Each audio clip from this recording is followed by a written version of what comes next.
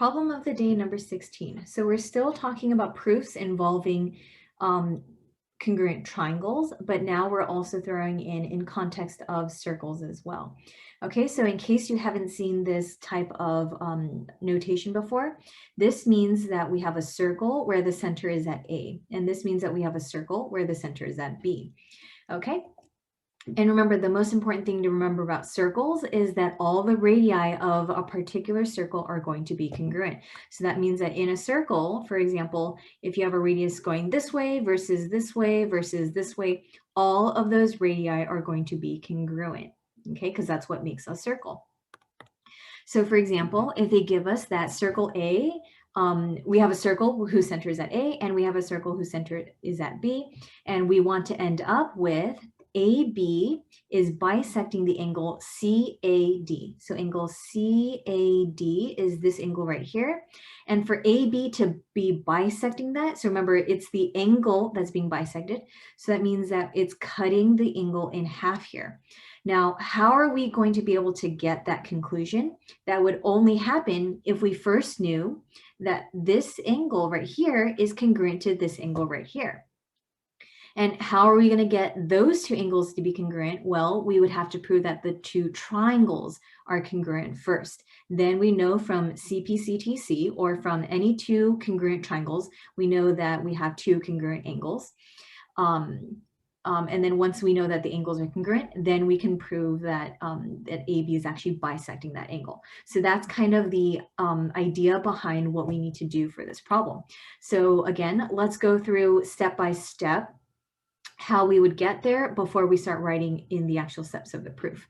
Okay, so if we have a circle at, with a center of A, then we know that all the radii of a circle are congruent. So for example, AC, you'll notice, is a radius of the circle, and AD is also a radius of the circle. So those two are going to be congruent.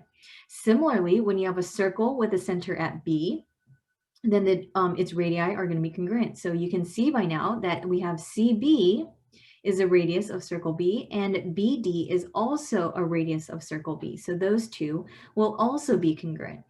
And then that's all they give us. It's just that these are circles with a center at those particular points. But now if you look at the picture, even though they don't give it to us, just by looking at the picture, we can see that in these two triangles, they're sharing this segment that connects A and B there.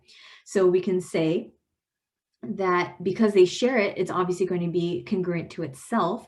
So that means that these two triangles are going to be congruent by side, side, side, which means that now that we know that the triangles are congruent, then we know that these two angles are congruent. And once those two angles are congruent, we can say that this ray, or a segment or a line, is bisecting the angle CAD.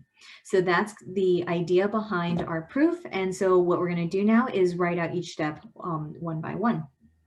Okay, so let's start with OA is, we have a circle with a center at A, and that's our given. So what does that tell us?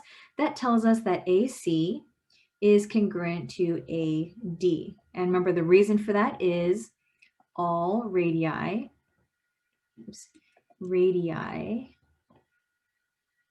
of a circle are congruent. Okay, similarly for circle with a center at B. Oh, so let me mark this. So AC is congruent to AD, and then CB is also going to be congruent to BD for the same reason. All radii of a circle are congruent.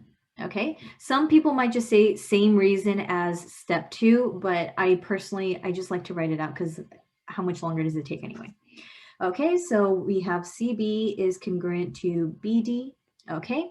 And that's all the givens that they've given us, but we can again look at the picture and see that they're sharing AB there. So we have that AB is congruent to AB.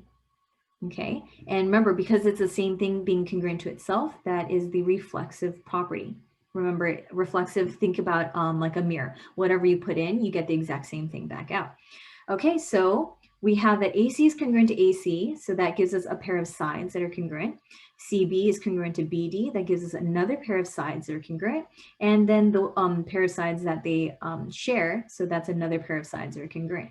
So that tells us that the two triangles are congruent by side, side, side.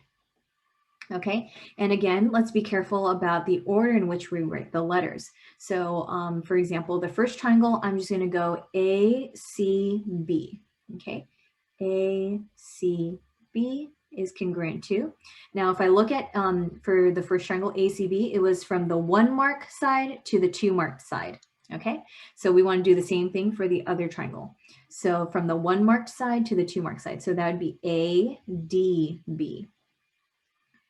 So congruent to triangle ADB. So that's how I keep track of what letters to write when. Okay, so now that we know that the triangles are congruent, what does that tell us? Because remember, we're trying to get to the conclusion that AB is bisecting the angle. And the only way for us to know that it's bisecting the angle is to know, well, are these two parts congruent first? So that's what we want to write, that this angle here is congruent to this angle here, because remember, 99% of the time after you prove that two triangles are congruent, the reasoning for the step behind that is going to be CPC/TC, or corresponding parts of congruent triangles are congruent. Or depending on the book that you're using, you might just write congruent triangles implies two congruent. And in this particular situation, we are ending up with two congruent angles. In previous ones, we ended up with two congruent segments. Either way is fine. It kind of depends on the situation. What are you trying to prove? And in this particular case, we're proving that angle CAB is congruent to angle DAB. Okay. And remember, we can't just write angle A here because it's not very clear what angle A would mean. Are we talking about this small angle? Are we talking about this small angle? Or are we talking about the whole angle? So you have to be more precise and use the 3 letters to identify the angles in this case. Okay. And then now that we know that these two angles are congruent, that means that we can conclude that AB is bisecting angle CAD. And that's by the definition of an angle bisector. So it basically is saying that two congruent angles implies an angle bisector. Okay, so this is, if you depending on the book that you're using, they might write the reverse definition of angle bisector, right? Because the definition of an angle bisector is that it's something that cuts an angle in half. So if you already have two angles that are congruent and next to each other, then that means that the thing that's in between them is the angle bisector. And that's basically the idea behind this proof.